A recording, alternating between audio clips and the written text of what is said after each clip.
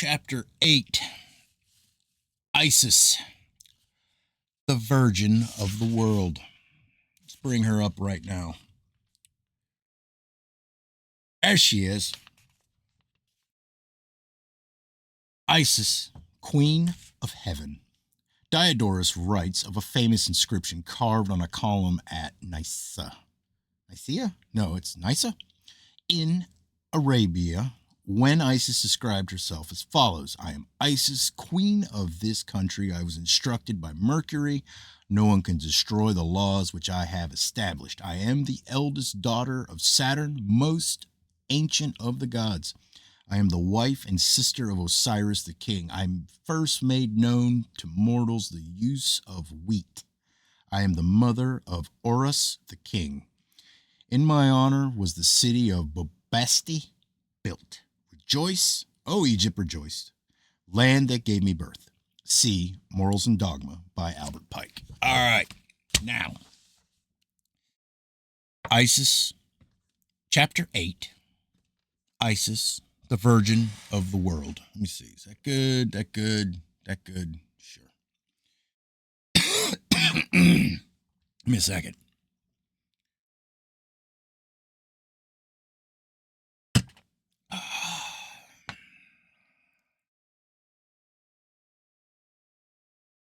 It is especially fitting that the study of Hermetic symbolism should begin with a discussion of the symbols and attributes of the Setic Isis.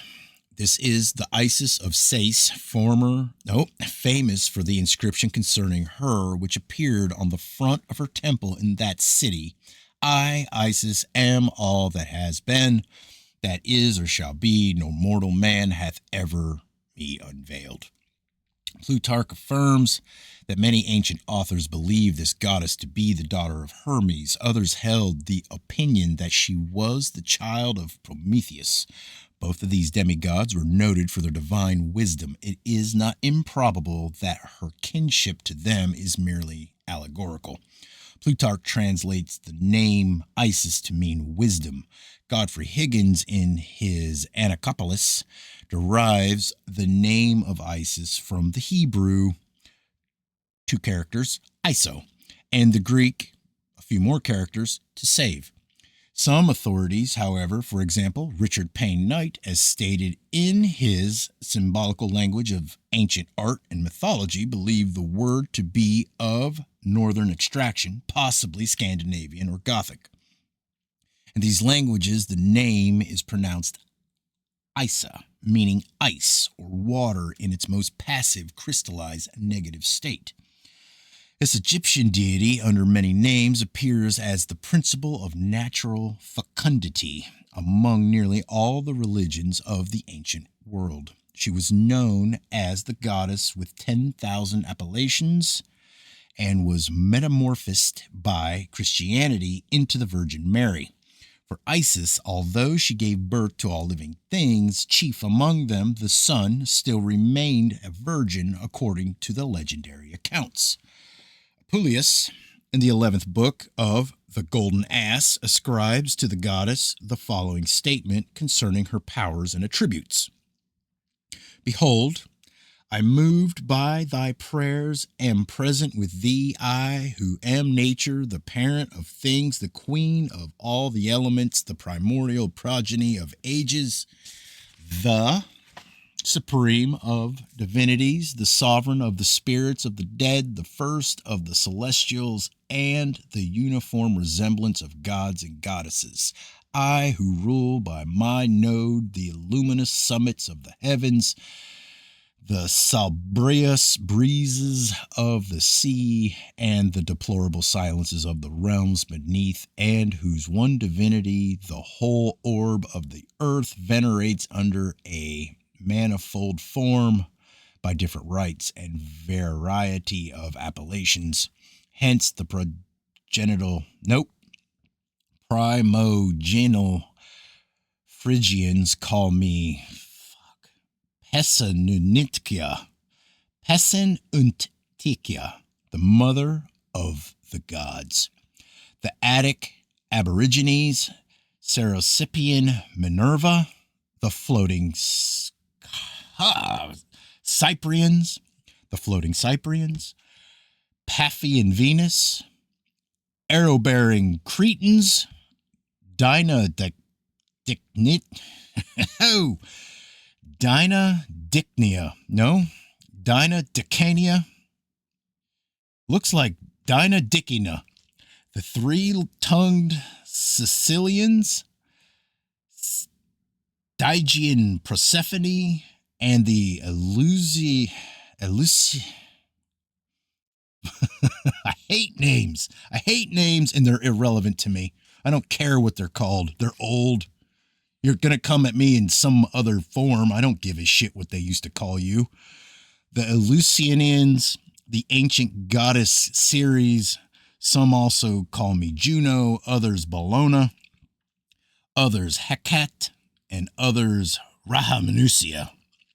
And those who are illuminated by the incipient rays of that divinity, the sun, when he rises, viz., the Ethiopians, the Ari, and the Egyptians skilled in ancient learning, worshiping me by ceremonies perfectly appropriate, call me by my true name, Queen Isis.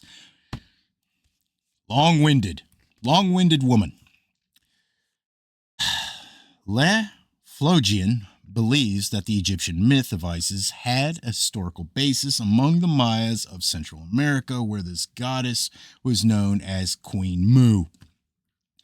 In Prince Cone, the same author finds a correspondence to Osiris, the brother, husband of Isis. Laflagian's theory is that Mayan civilizations was far more ancient than that of Egypt. After the death of Prince Ko, his widow, Queen Mu, so Prince Ko and his widow, Queen Mu, fleeing to escape the wrath of his murderers, sought refuge among the Mayan colonies in Egypt, where she was accepted as their queen and was given the name of Isis. While Le Flogian may be right, the possible historical queen sinks into insignificance when compared with the allegorical symbolic world virgin, and the fact that she appears among so many different races and peoples discredits the theory that she was a historical individual. According to Sextus Epicurus, the Trojan War was fought over a statue of the moon goddess. For this lunar Helena, and not for a woman, the Greeks and the Trojans struggled at the gates of Troy. Several authors have attempted to prove that Isis, Osiris, Typhon, Nephthys, and Arius, that's Thoth or Mercury, were grandchildren of the great Jewish patriarch Noah by his son Ham. But as the story of Noah and his ark is a cosmic allegory concerning the repopulation of planets at the beginning of each world period, this only makes it less likely that they were historical personages. According to Robert Flood, the sun has three properties: life, light, and heat. These three vivify and vitalize the three worlds: spiritual, intellectual, and material. Therefore, it is said, from one light, three lights, i.e., the first three master masons. In all probability, Osiris represents the third or material aspect of solar activity, which by its beneficent influences vitalizes and enlivens the flora and fauna of the earth. Osiris is not the sun, but the sun is symbolic of the vital principle of nature, which the ancients knew as Osiris. His symbol, therefore, was an opened eye in honor of the great eye of the universe, the sun. Opposed to the active, radiant principle of impregnating fire, heat, and motion was the passive, receptive principles of nature. Modern science has proved that forms ranging in magnitude from solar systems to atoms are composed of positive radiant nuclei surrounded by negative bodies that exist upon the emanations of the central life. From this allegory, we have the story of Solomon and his wives, for Solomon is the sun, and his wives and concubines are the planets, moons, and asteroids, and other receptive bodies within his house, the solar mansion. Isis, represented in the Song of Solomon by the dark maid of Jerusalem, is symbolic of receptive nature, the watery, maternal, principle which creates all things out of herself after impregnation has been achieved by the virility of the sun. Interesting. In the ancient world, in the ancient world, the year had 360 days. Why everything is fucked up today? The 5 extra days were gathered together by the god of cosmic intelligence to serve as the birthdays of the 5 gods and goddesses who are called the sons and daughters of Ham. Upon the first of these special days, Osiris was born, and upon the fourth of them, Isis. The number 4 shows the relation that this goddess bears to the earth and its elements. Typhon, the Egyptian demon or spirit of the adversary, was born upon the 3rd day. I like Typhon. Typhon's pretty interesting. I've heard Typhon a lot in my stuff. When I hear that word, I kind of pay attention. I mean, I pay attention, but I really pay attention. Typhon is often symbolized by a crocodile. Sometimes his body is a combination of crocodile and hog. Isis stands for knowledge and wisdom, and according to Plutarch, the word Typhon means insolence and pride. Egotism, self-centeredness, and pride are the deadly enemies of understanding and truth. This part of the allegory is revealed.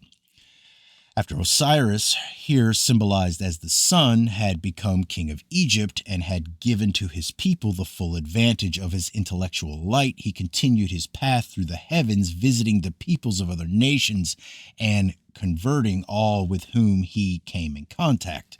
Plutarch further asserts that the Greeks recognized in Osiris the same person whom they revered under the names of Dionysus and Bacchus. While he was away from the country, his brother, Typhon, the evil one, like the Loki of Scandinavia, plotted against the sun god to destroy him. Gathering 72 persons as fellow conspirators, he attained his nefarious end in the most subtle manner. He had a wonderful ornamented box made just the size of the body of Osiris. This he brought into a banquet hall where the gods and goddesses were feasting together. All admired the beautiful chest, and Typhon promised to give it to the one whose body fitted most perfectly. One after another lay down in the box, but in disappointment rose again, until at last Osiris also tried. The moment he was in the chest, Typhon and his accomplices nailed the cover down and sealed the cracks with molten lead. They then cast the box into the Nile, down which it floated to the sea. Plutarch states that the date upon which this occurred was the 17th day of the month. Aether, when the sun was in the constellation of Scorpio. This is most significant, for the scorpion is the symbol of treachery. The time when Osiris entered the chest was also the same season that Noah entered the ark to escape from the deluge. Wow. Didn't realize that. Plutarch further declares that the Pans and Satyrs, the nature spirits and elementals, first discovered that Osiris had been murdered. These immediately raised an alarm, and from this incident the word panic, meaning fright or amazement of the multitudes, originated. Wow. Isis, upon receiving the news of her husband's murder, which she learned from some children who had seen the murderers making off with the box, at once robed herself in the morning and started forth in quest of him. At length, Isis discovered that the chest had floated to the coast of Bablos. There it had lodged in the branches of a tree, which in a short time miraculously grew up around the box. This so amazed the king of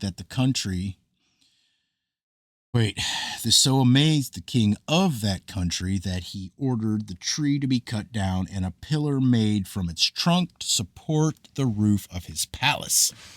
Isis, visiting Byblos, recovered the body of her husband, but it was again stolen by Typhon, who cut it into 14 parts, which he scattered all over the earth. Isis, in despair, began gathering up the severed remains of her husband, but found only 13 pieces. The 14th part, the phallus, she reproduced in gold, for the original had fallen into the river Nile and had been swallowed by a fish. Typhon was later slain in battle by the son of Osiris. Some of the Egyptians believed that the souls of the gods were taken to heaven, where they shone forth as stars. It was supposed that the soul of Isis gleamed from the dog star, while Typhon became the constellation of the bear.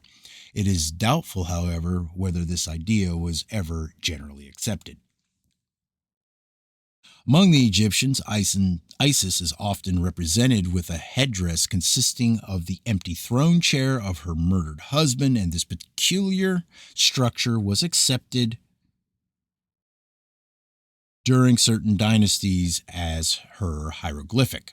The headdresses of the Egyptians have great symbolic and emblematic importance, for they represent the auric bodies of the superhuman intelligences and are used in the same way that the nimbus, halo, and areola, areoli are used in Christian religious art. Frank C. Higgins, a well-known Masonic symbolist, has astutely noted that the ornate headgears of certain gods and pharaohs are inclined backwards at the same angle as the Earth's axis. The robes, insignia, jewels, and ornamentations of the ancient hierophants symbolize the spiritual energies radiating from the human body. Modern science is rediscovering many of the lost secrets of Hermetic philosophy. One of these is the ability to gauge the mental development, the soul qualities, and the physical health of an individual from the streamers of semi-visible electric force which pour through the surface of the skin of every human being at all times during his life. For details concerning a scientific process for making the auric emanations visible, see The Human Atmosphere by Dr. Walter J. Kilner. Isis is sometimes symbolized by the head of a cow. Occasionally, the entire animal is her symbol. The first gods of the Scandinavians were licked out of blocks of ice by the mother cow. Audhumla, who symbolized the principle of natural nutriment and fecundity because of her milk. Occasionally, Isis is represented as a bird. She often carries in one hand the crux ansata, the crux ansata, the symbol of eternal life, and in the other, the flowered scepter, symbolic of her authority. Thus, Hermes Trismegistus, the founder of Egyptian learning, the wise man of the ancient world, gave to the priests and philosophers of antiquity the secrets which have been preserved to this day in myth and legend. These allegories and emblematic figures conceal the secret formula for spiritual, mental, moral, and physical regeneration, commonly known as the mystic chemistry of the soul. Alchemy. Hold on.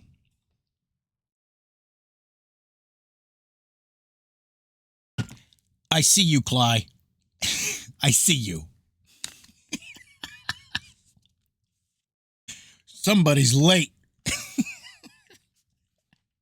These sublime truths were communicated to the initiates of the mystery schools, but were concealed from the profane. I don't know if you'll like this one, Cly. This one's a heavy read. If you're listening, you're probably not listening. But this is definitely not John. But it kind of is. So that's why I like reading these two books together at the same time, because it's like I don't know, it's like a sweet and sour, or it's just a perspective of everything, because you've got the heavy, the book, and then you've got a different perspective, and it just builds, man. Love it. Sorry to get sidetracked. Taking another sip of coffee while I'm taking a breather anyways.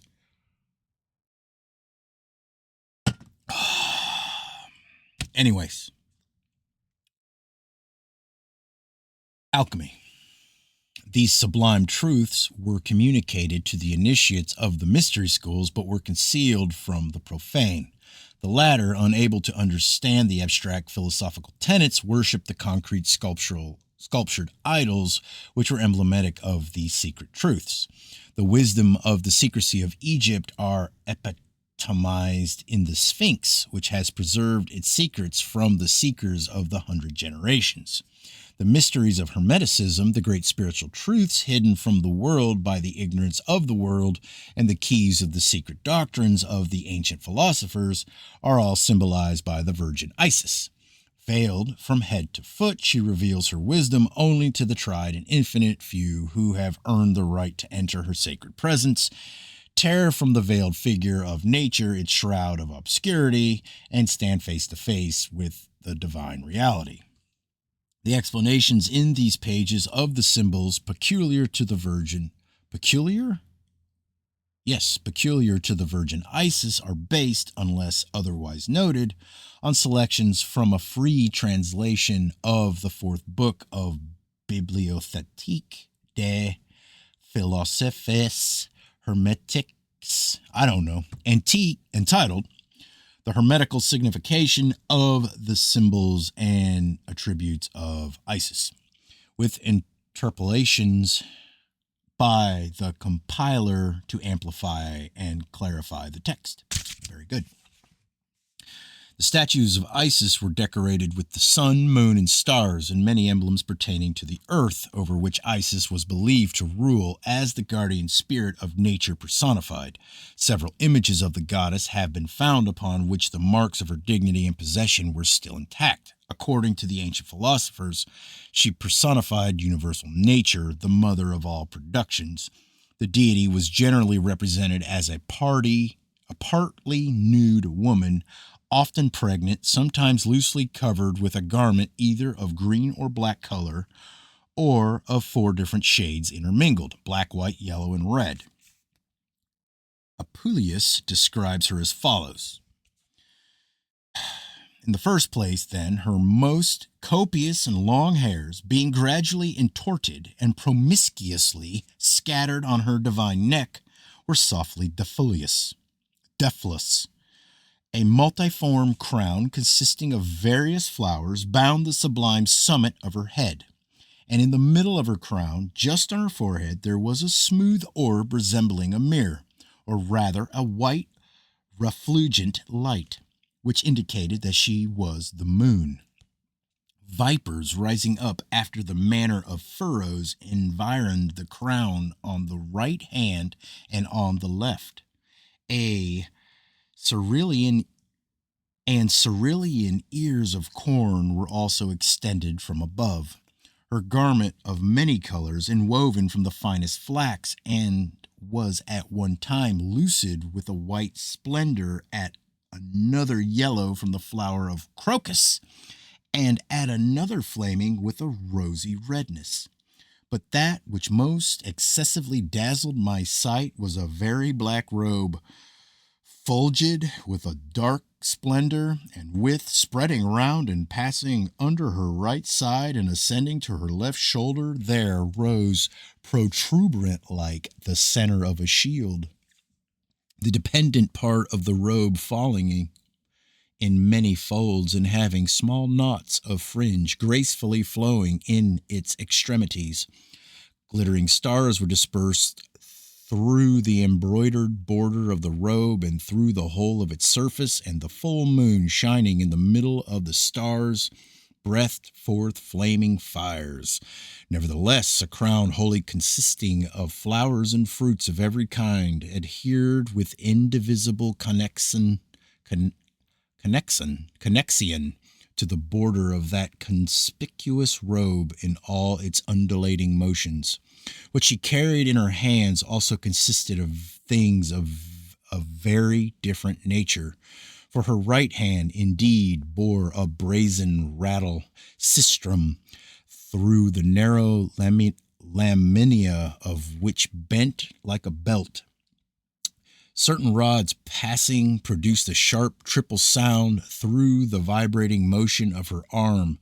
An oblong vessel in the shape of a boat depended from her left hand, on the handle of which, in that part in which it was conspicuous, an asp raised its erect head and largely swelling neck. and shoes woven from the leaves of the victorious palm tree covered her immortal feet. The green color alludes to the vegetation which covers the face of the earth and therefore represents the robe of nature. The black represents death and corruption as being the way to a new life and generation. Except a man be born again, he cannot see the kingdom of God. John 3:3. It's so funny. I'm just reading that. White, yellow, and red signify the three principal colors of the alchemical, hermetical, universal medicine after the blackness of its purification is over. The ancients gave the name Isis to one of their occulted medicines. Therefore, the description here given relates somewhat to chemistry. Her black drape also signifies that the moon over the lunar humidity, the Sophic universal mercury, and the operating substance of nature in alchemical terminology, has no light of its own, but receives its light, its fire, and its vitalizing force from the sun. Isis was the image of representative of the great works of the wise men, the philosopher's stone, the elixir of life, and the universal medicine. Other hieroglyphics seen in connection with Isis are no less curious than those already described, but it is impossible to enumerate all, for many symbols were used interchangeably by the Egyptian Hermeticists. The goddess often wore upon her head a hat made of cypress branches to signify mourning for her dead husband, and also for the physical death which she caused every creature to undergo in order to receive a new life in posterity, or a periodic resurrection. The head of Isis is sometimes ornamented with a crown of gold or a garland of olive leaves as conspicuous marks of her sovereignty as queen of the world and mistress of the entire universe. The crown of gold signifies also the Orphic uncustity of sulphurous fatness of the solar and vital fires which she dispenses to every individual by a continual circulation of the elements. This circulation being symbolized by the musical rattle which she carries in her hand. This sistrum is also the Ionic symbol of purity. A serpent interwoven among the leaves, the olive leaves of her head, devouring its own tail, denotes that Orphic golly, what is that word? Uncustity was soiled within the venom. I'm going to say it again because Death was talking about this. The Ouroboros. A serpent interwoven among the olive leaves on her head, devouring its own tail, denotes that the Orphic uncustity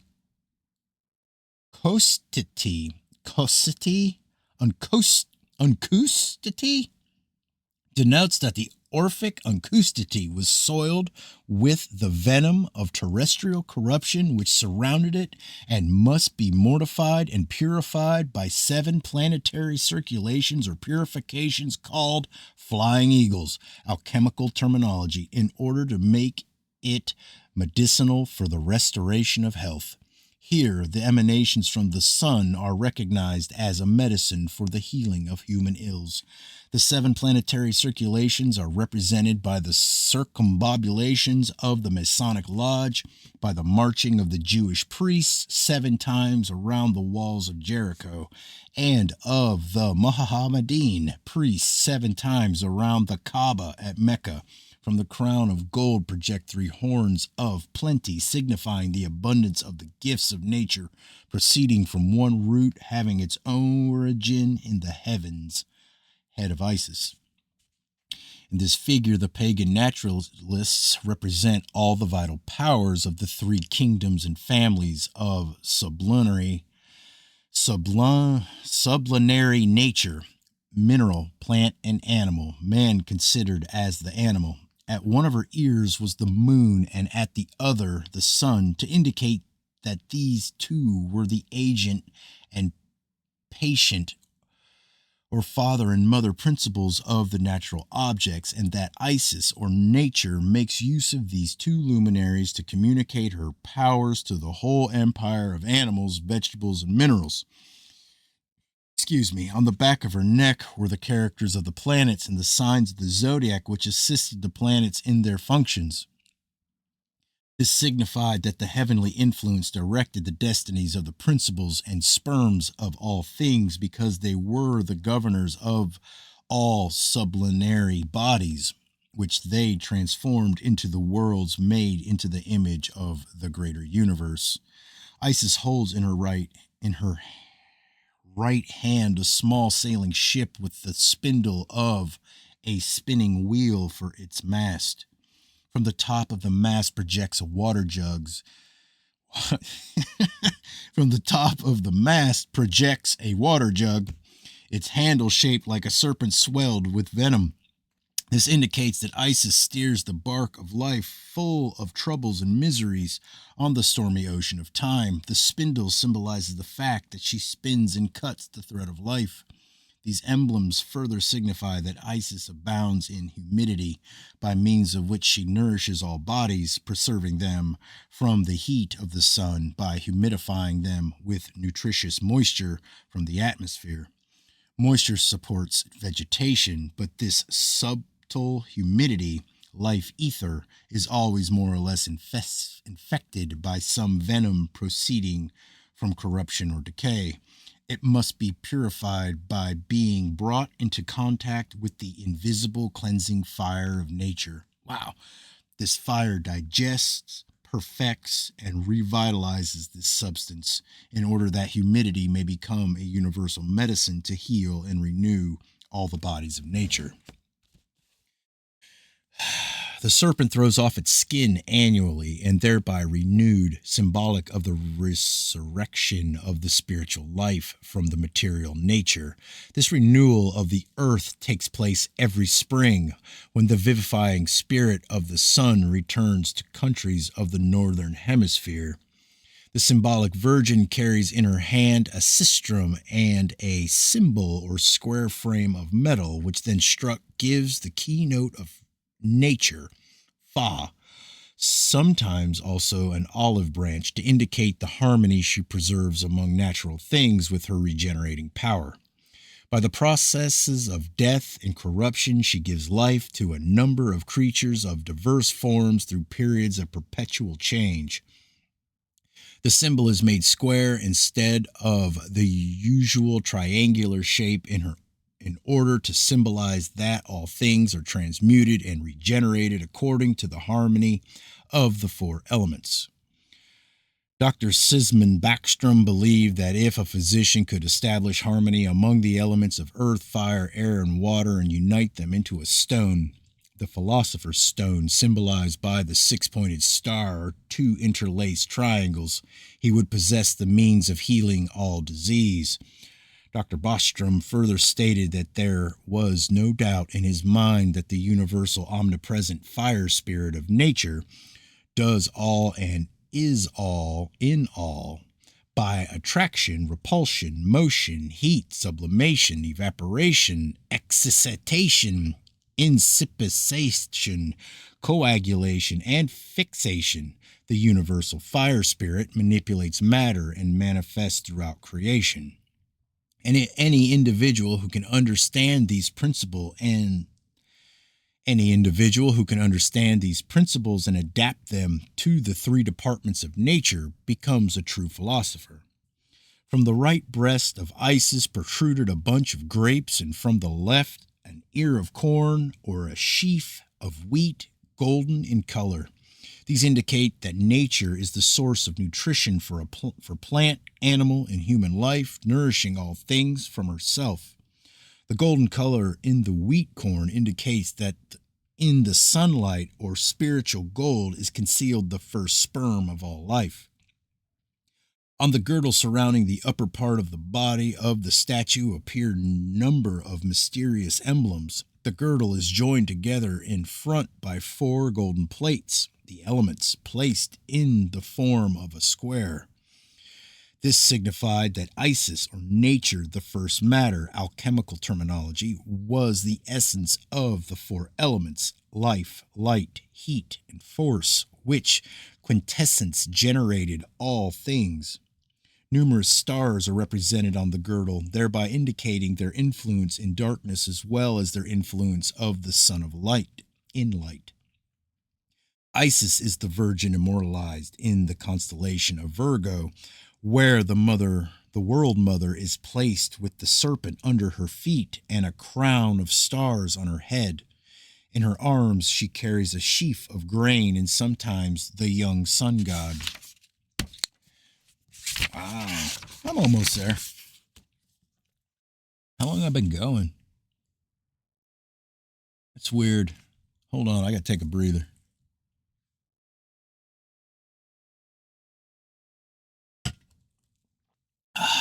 Oh, they're right beside each other. Cool. The statue of Isis was placed on a pedestal of dark stone ornamented with ram's heads. Her feet trod upon a number of venomous reptiles.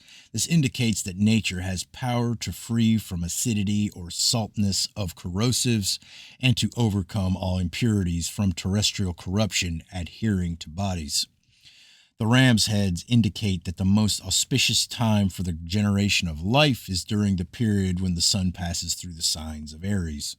The serpents under her feet indicate that nature is inclined to preserve life and to heal disease by expelling impurities and corruption. In this sense, the axioms known to the ancient philosophers are verified, namely, nature contains nature, nature rejoices in her own nature, nature surmounts nature, nature cannot be amended but in her own nature. Therefore, in contemplating the statue of Isis, we must not lose sight of the occult sense of its allegories, otherwise the Virgin remains an inexplicable enigma. From a golden ring on her left arm, a line descends, to the end of which is suspended a deep box filled with flaming coals and incense. Isis, or nature personified, carries with her the sacred fire religiously preserved and keeping burning in a special temple by the Vestal Virgins. This fire is the genuine immortal flame of nature, ethereal, essential, the author of life. The inconsumable oil, the balsam of life, so much praised by the wise and so often referred to in the scriptures, is frequently symbolized as the fuel of this immortal flame. From the right arm of the figure also descends a thread, to the end of which is fastened a pair of scales to denote the exactitude of nature in her weights and measures. Isis is often represented as the symbol of justice because nature is eternally consistent. The world virgin is sometimes shown standing between two great pillars, the Jachin and Boaz of Freemasonry, symbolizing the fact that nature attains productivity by means of polarity. As wisdom personified, Isis stands between the pillars of opposites, demonstrating that understanding is always found at the point of equilibrium, and that truth is often crucified between the two thieves of apparent contradiction.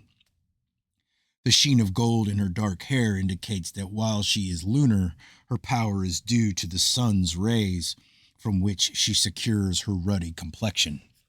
As the moon is robed in the reflected light of the sun, so Isis, like the Virgin of Revelation, is clothed in the glory of solar luminosity. Apuleius states that while he was sleeping, he beheld the venerable goddess Isis rising out of the ocean. The ancients realized that the primary forms of life first came out of water, and modern science concurs in this view. H.G. Wells, in his Outline of History, describing primitive life on the earth, states, "But though the ocean of intertidal water already swarmed with life, the land above the high tide line was still, as far as we can guess, a stony wilderness without a trace of life." In the next chapter he adds, "Wherever the shoreline ran, there was life, and that life went on in and by and with water as its home, its medium, and its fundamental necessity. The ancients believed that the universal sperm conceived with warm vapor, humid but fiery. The veiled Isis, whose very coverings represent vapor, is symbolic of this humidity, which is the carrier or vehicle for the sperm life of the sun, represented by a child in her arms. Because the sun, moon, and stars in setting appear to sink into the sea, and also because the water receives their rays into itself, the sea was believed to be the breeding ground for the sperm of living things. The sperm is generated from the combination of the influences of the celestial bodies, hence Isis is sometimes represented as pregnant. Frequently, the statue of Isis was accompanied by the figure of a large black and white ox. Ox.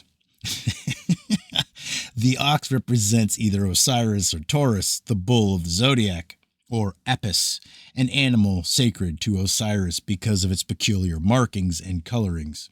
Among the Egyptians, the bull was a beast of burden. Hence, the presence of the animal was a reminder of the labors patiently performed by nature, that all creatures may have life and health.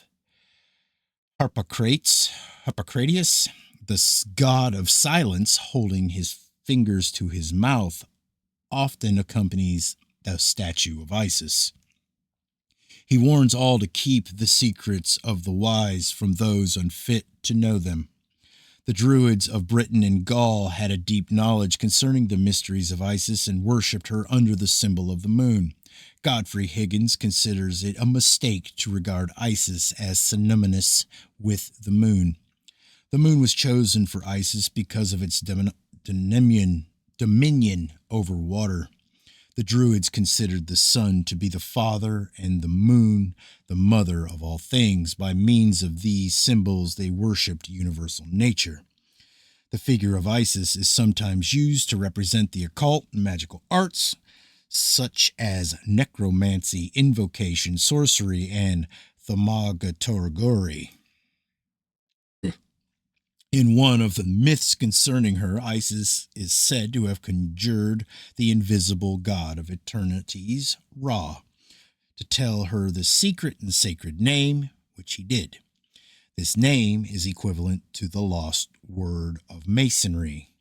By means of this word, a magician can demand obedience from the invisible and superior deities. The priests of Isis became adepts in the use of the unseen forces of nature. They understood hypnotism, mesmerism, and similar practices long before the modern world dreamed of their existence.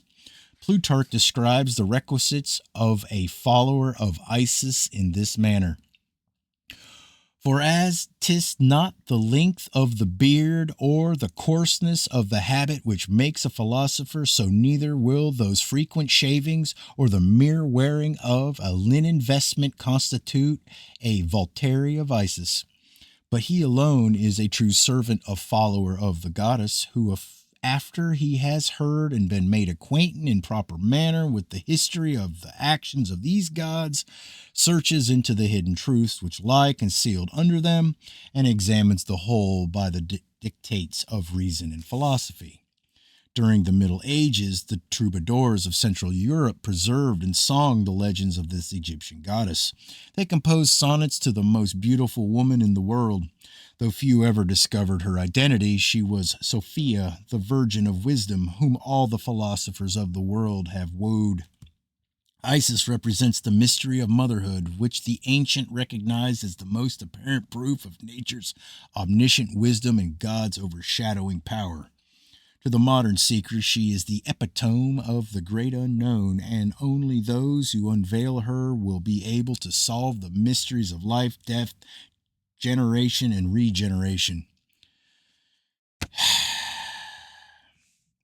I don't even want to say what she sounds like. I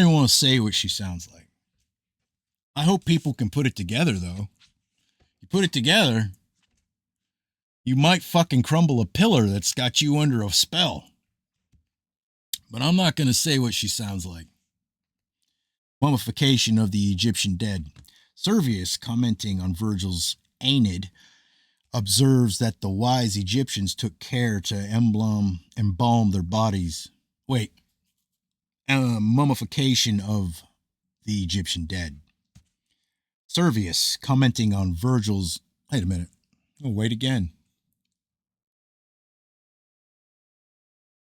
Oh, 245 pages to go. Don't you worry. This chapter's almost done. If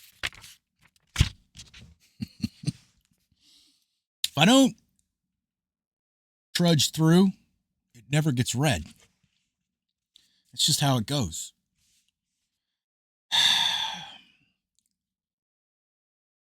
Mummification of the Egyptian dead.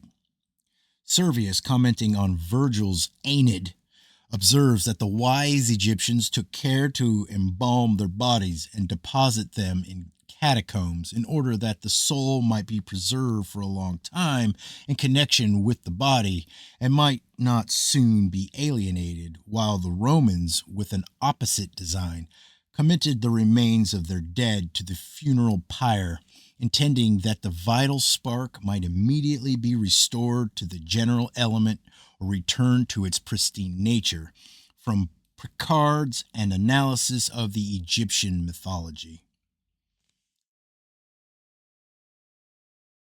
I want to ask a question. My brain stopped. If anyone does listen to this and you can see the correlates between ISIS and what I'm talking about, I don't want to say. I want to talk about it, though. So if anyone catches that, and even if you don't catch it, but you can kind of see it, say something. Like, just say, let me know, because I'd like to get your opinion on it. Where was I?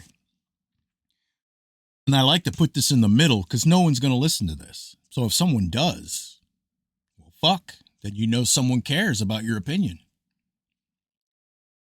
No complete records are available which give the secret doctrine of the Egyptians concerning the relationship existing between the spirit or consciousnesses and the body which it inhabited. It is reasonably certain, however, that Pythagoras, who had been initiated in the Egyptian temples when he promulgated the doctrine of metamycosis, restated in part at least the teachings of the Egyptian initiates.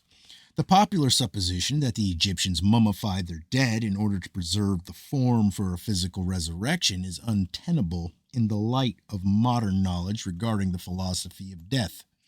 In the fourth book On Abstinence from Animal Food, Porphyry describes an Egyptian custom of purifying the dead by removing the contents of the abdominal cavity, which they placed in a separate chest. Then he reproduces the following oration, which had been translated out of the Egyptian tongue by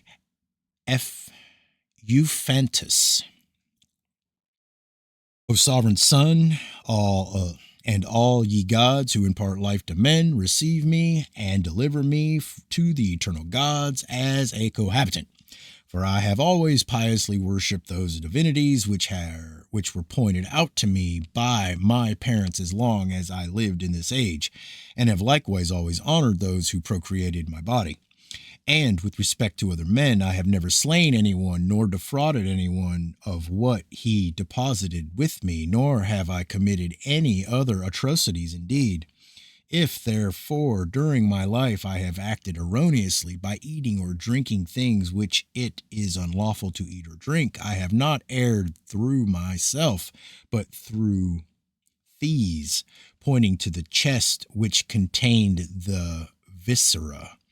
The removal of the origins identified as the seat of the appetites was considered equivalent to the purification of the body from their evil influences. So literally did the early Christians interpret their scriptures that they preserved the bodies of their dead by pickling them in salt water, so that on the day of resurrection the spirit of the dead might re-enter and complete a perfectly preserved body. believing that the incisions necessary to the embalming process and the removal of the internal organs would prevent return of the spirit to its body, the Christians buried their dead without resorting to the more elaborate mummification methods employed by the Egyptian morticians.